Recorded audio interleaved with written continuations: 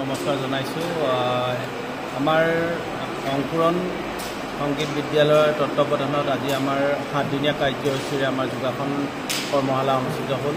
আজি অন্তিম দিন হয় আৰু এই 7 দিনত আমাৰ যি যোগাসনৰ প্ৰতিযোগিতামূলক যিবিলাক আমাৰ নিয়মাৱলী থাকে, এই নিয়মাৱলীৰ ওপৰত তেওঁলোকক প্ৰশিক্ষণ দিয়া হ'ল। তাৰ উপৰিও আমাৰ শৰীৰটো কেনেকৈ সুস্থ সবল কৰি ৰাখিব পাৰি তাৰ ওপৰত তেওঁলোকক ট্ৰেইনিং কৰোৱা হ'ল আৰু প্ৰায় আমাৰ প্ৰতিযোগী প্ৰায় 80-90 জনৰ মান হ'ব। প্ৰতিযোগী অংশগ্ৰহণ কৰিছে আমাৰ নাজিৰাকে আদি কৰি আমাৰ শিৱসাগৰ, যোৰহাট, গোলাঘাট, চৰাইদেউ, ধেমাজি। তো এই প্ৰতিযোগীসকল আমাৰ ইয়ালৈ আহি পিনি প্ৰশিক্ষণ ল'লে। তো আমি বহুতেই সৌভাগ্য যে আমাৰ এই অনুষ্ঠানটোত আমাৰ ইণ্টাৰনেশ্যনেল খেলুৱৈও এই প্ৰশিক্ষণ ল'বলৈ আহিলে আৰু আশা কৰিছোঁ আগন্তুক দিনত যাতে নাজিৰাৰ খেলুৱৈসকল বা এই বিদ্যালয়ৰ খেলুৱৈসকলেও যাতে আগবাঢ়ি যাব পাৰে, ৰাষ্ট্ৰীয় পৰ্যায়ত জিলিকি উঠিব পাৰে, আন্তঃৰাষ্ট্ৰীয় পৰ্যায়ত জিলিকি উঠিব পাৰে। তাৰ কাৰণে আমি এই বিদ্যালয়ৰ লগত আমি সহায় সহযোগিতা আগবঢ়াম আৰু শিৱসাগৰ যোগাসন ক্ৰীড়া সন্থাৰ লগত আছে আৰু আমাৰ বাইদেৱে বিশেষকৈ বহুত মোক ফোন কৰি আছিলে যে ট্ৰেইনিংটো কৰাবলৈ আহিব লাগিব।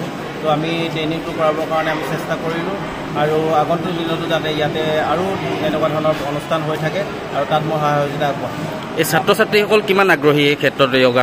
বিশেষকৈ ছাত্ৰ ছাত্ৰীসকলে বহুসংখ্যক ছাত্ৰ ছাত্ৰী আৰু আহিবলগীয়া আছিলে। বিশেষকৈ একোটো হ'ল স্কুলবিলাক বন্ধ হোৱা নাছিলে, সেইটো কাৰণে আমাৰ অলপ ডেটটো পিছুৱাহেঁতেন। প্ৰায় 200 ষ্টুডেণ্ট ইয়াতে মানে হ'লহেঁতেন। বহুতে ফোন কৰিছিলে। তো ইয়াতে যিসকলে ট্ৰেইনিং ল'লে তেহেঁতি বহুত মানে ভাল পাইছে আৰু অভিভাৱকসকলেও জনাইছে যাতে ছাৰ আকৌ এবাৰ আপুনি আহিব ইয়াতে আৰু আমাক আৰু অলপ শিকাই আগবঢ়াই লৈ যাব বুলি আপুনি চুলিৰে গাড়ী টানে, তো সেইটো এটা কৃতিক নে আসন নে আপোনাৰ মাইণ্ড পাৱাৰ? এক নম্বৰ হ'ল যোগাসন স্পৰ্টছটো এটা বেলেগ বস্তু আৰু যোগাসনৰ আধ্যাত্মিকতাটো বেলেগ বস্তু। আৰু মই বিশেষকৈ যোগাসন স্পৰ্টছ বেকগ্ৰাউণ্ডৰ পৰা প্ৰথম মানে যোগাসনৰ ফিল্ডত ভৰি দিছিলোঁ। তাৰপিছত লাহে লাহে মই যোগৰ আধ্যাত্মিকতালৈ মই যাবৰ কাৰণে চেষ্টা কৰিলোঁ আৰু এই যোগৰ আধ্যাত্মিকতাত বহুখিনি বস্তুৱে সম্ভৱ হয়। যোগৰ সাধনাৰ জৰিয়তে আমাৰ শৰীৰৰ ভিতৰত থকা যি অন্তৰাত্মাৰ যি শক্তি, সেই শক্তি জাগৃত কৰিব পাৰি আৰু সেই জাগৃত কৰিলে আমি যিকোনো ধৰণৰ কাম কৰিব পাৰোঁ।